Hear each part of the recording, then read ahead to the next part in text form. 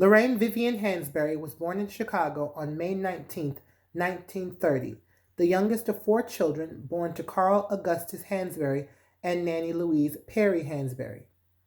Her father was a prominent real estate broker, and her mother was a school teacher and ward committee woman. Lorraine's uncle, William Leo Hansberry, taught African history at Howard University. At a young age, the prominence of her family brought Lorraine in contact with Paul Robeson, Duke Ellington, Walter White, Langston Hughes, W.E.B. Du Bois, and other civil rights activists who frequently visited her family. On May 26, 1937, Carl Hansberry moved the family to Woodlawn, an all-white neighborhood near the University of Chicago.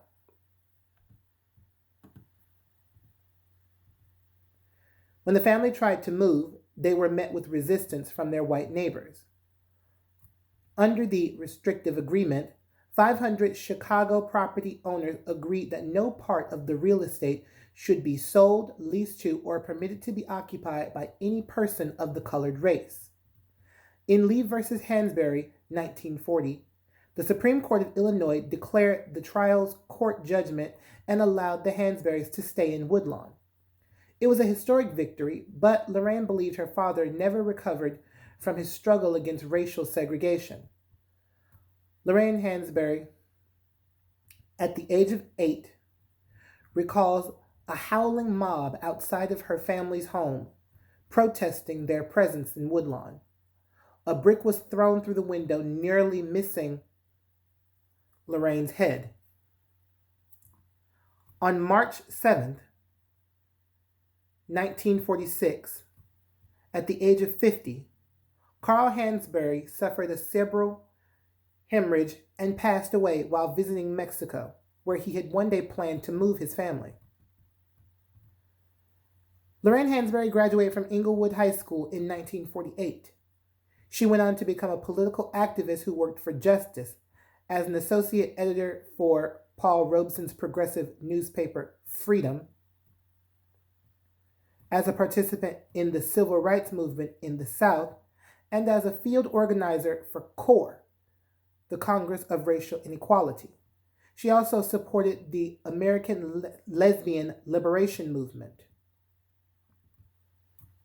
On January 12, 1965, at the age of 34, Lorraine Hansberry passed away due to pancreatic cancer. Some people say that her work, A Raisin in the Sun, is to the Black drama what Richard Wright's Native Son is to the Black novel. A Raisin in the Sun is a story of a lower-class African-American family living on the south side of Chicago during the 1950s. The younger family has just lost their patriarch and has received a $10,000 life insurance check that is being held on to by the matriarch, Lena Younger. Lena wishes to move into the white middle-class neighborhood Clybourne Park. It's a lifelong dream of hers and her husband that unfortunately he doesn't get to see realized due to his untimely passing. Once a portion of the house money has been put down by Lena, she takes what's left of the money and gives it to her son, Walter Lee, after he gripes and complains about not being trusted with the money or her wasting the money. And so she allows him to hold on to his sister Benita's portion of the money, as well as allowing him to invest in his own business endeavor. It's here, however, that we start to see a change in Walter. He begins to take care of Ruth and take her out for dinner. He seems to focus more on her happiness, as well as getting along with his sister Benita, who he had recently been on rocky ground with after suggesting that she drop out of medical school because the expenses would eat into the check that the family received, although it was not his money in the first place to decide what it was done with. When the Youngers' future neighbors find out that the Youngers are moving in, they send Mr. Carl Lindner from the Clybourne Park Improvement Association to offer the Youngers money, in return for the youngers never coming out to Clybourne Park. Meanwhile, Ruth is pregnant and concerned about bringing a new baby to add to the family's financial crisis. Benita is beginning to embrace her identity and encouraging her family to do the same. And Walter gets the idea and tries to multiply the family's money by investing it and starting his own business with his crooked friend, Willie Harris. Willie Harris skips town with the money belonging to Walter and Benita, and Walter loses all of it. However, despite this fact, and being told that the family would not be welcome in Clybourne Park by Mr. Lindner, the family rallies together and moves forward with moving into the neighborhood anyway. The day of the move, as well as the end of the play, is punctuated by Lena Younger coming back into the apartment to retrieve the scrawny little raisin plant she's been tending to since the beginning of the play, before leaving the apartment for the final time.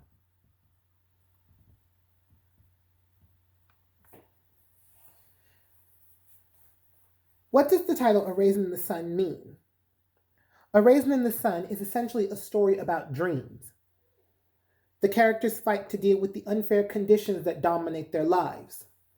The title references a question that Langston Hughes asks in his famous poem about dreams that were forgotten or put off and what happens to them. Our protagonist is Walter Lee Younger. He is a dreamer who wishes to be wealthy and plans to obtain prosperity with his friend Willie Harris.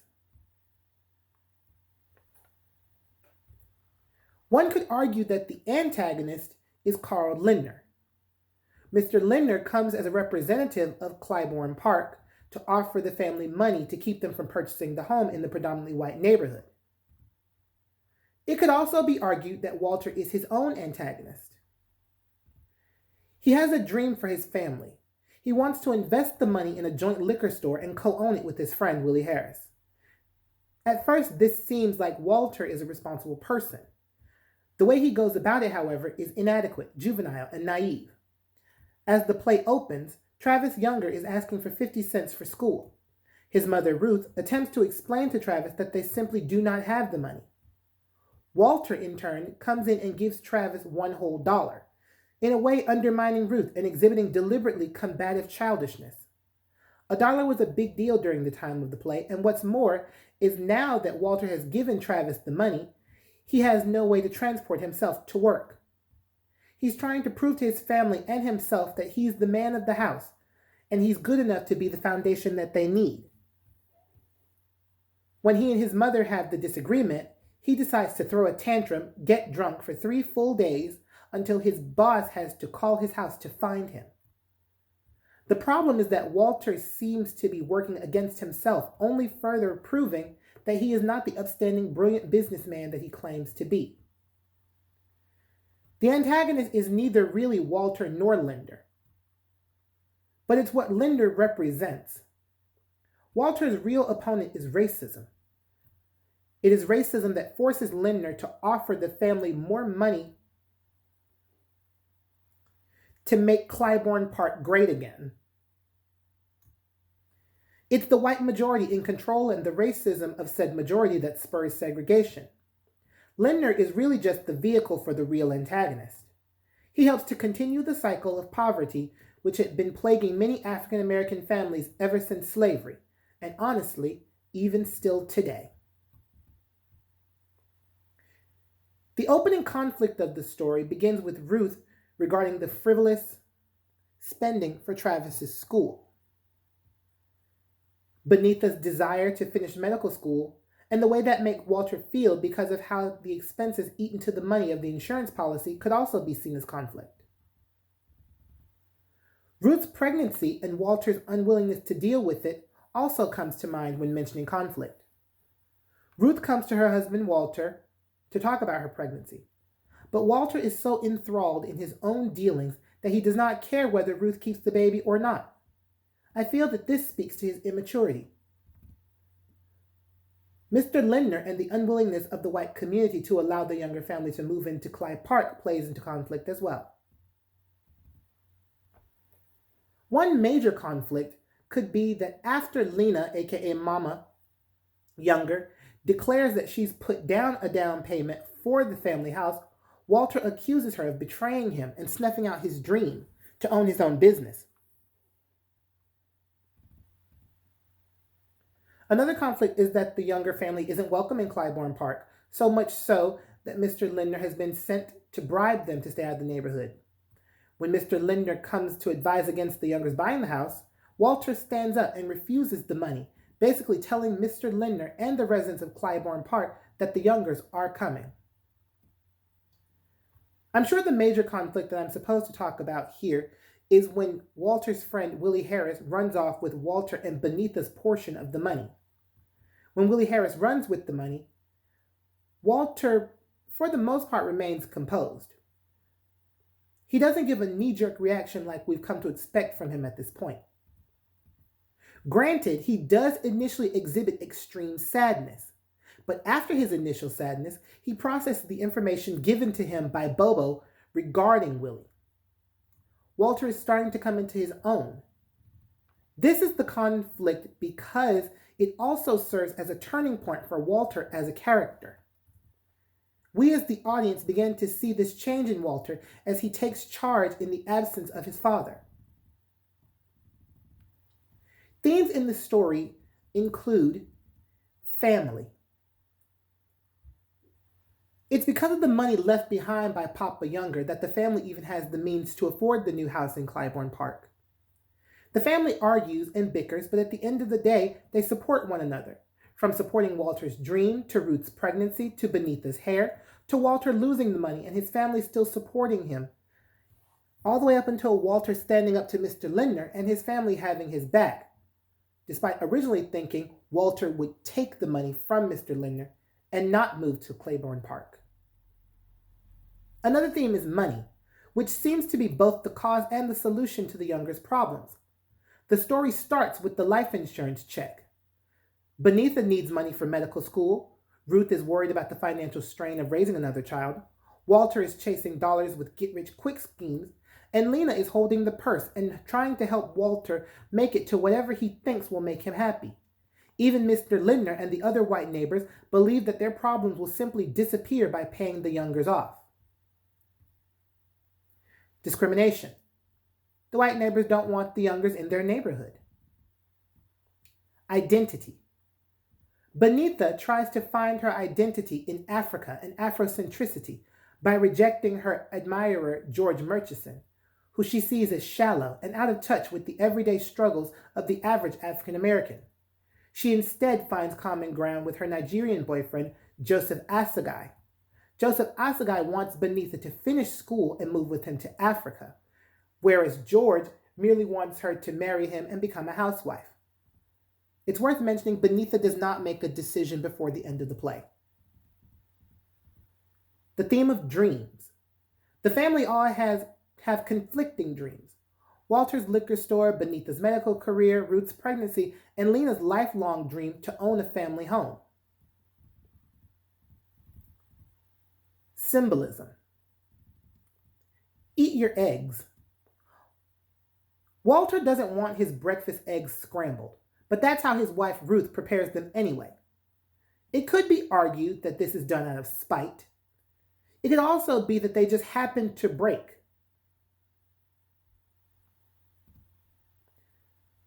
Much like how life doesn't go the way we want it to, and we just have to be quiet and eat, and ignore the glaring problems we face, much like the Youngers. If she scrambles the eggs out of spite, it could represent the way that Walter sees Ruth never supporting his dreams. Benita showcases her natural hair at one point in the play. Benita wants her family members to embrace their history and not be in such a rush to join the world of the whites, while her family and George are stunned by Benita's unexpected choice to wear her hair, quote, all nappy like that, end quote, after Joseph refers to her hair as mutilated. Beneatha's hair symbolizes her pride and her yearning to get in touch with her roots and her heritage. The most obvious symbol within the play is Lena's little raisin plant. It represents the collective dreams of the younger family. Lena also tends to the scrawny plant the same way she watches after her family, who, like the plant, have suffered many injustices. The plant also gives Lena hope and a chance to practice gardening since she's always wanted a house with a garden. And her plant is the closest thing she believes she'll have to a garden in the tiny apartment that she shares with her family. The tiny plant still holds on, though, just like everyone's dreams and the family themselves. In the final moments of the play, Lena runs back for her little plant and leaves the apartment for the final time. Taking the plant with her shows determination and the willpower that follows the youngers as new challenges and uncertainty await them in Clybourne Park.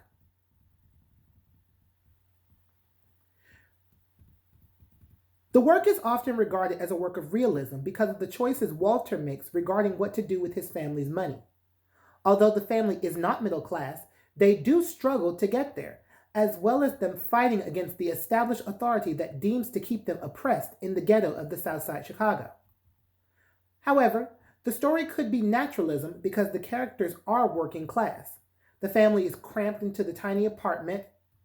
Walter is a hardworking man who struggles to support his family and make ends meet. The family is struggling to scrounge up 50 cents to give to Travis for school, as well as trying to find money for Beneatha's medical school expenses.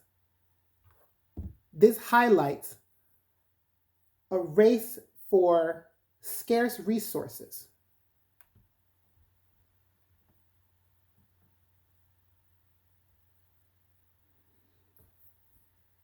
And that's the end of my presentation. I hope that you guys enjoyed it, hopefully learned something from me.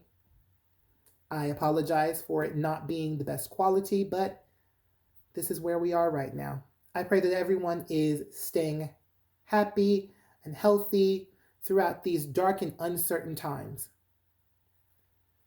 Stay safe, stay sane, stay inside. Bye-bye.